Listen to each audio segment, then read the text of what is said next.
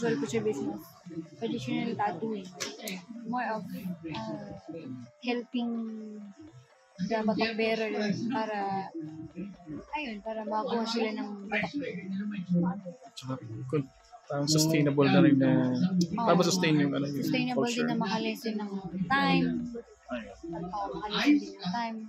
Tapos, yun naman, parang dati din naman,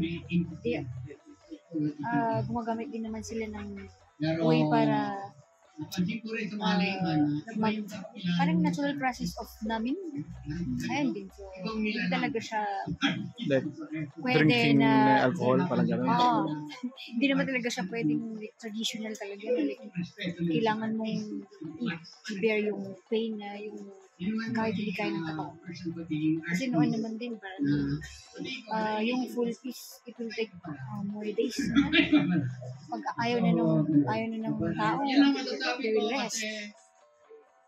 Same process na yan, parang mas lang, binibigyan ng konting help yung tao for pain tolerance.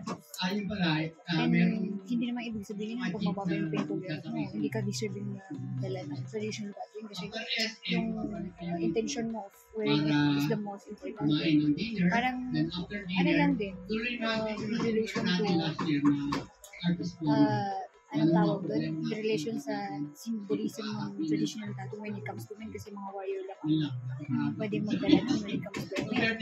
Kasi ngayon, parang hindi mo naman kailangan pumatay ng para makakuha ka ng big justice. Parang it's more of ano bang nagawa mo bilang isang tao. Parang it's more of personal victory and how you can relate it into cultural aspect na hindi mo naman nag-disrespect yung culture. It's more of you're helping them to preserve.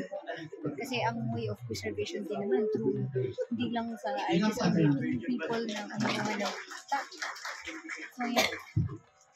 Galing.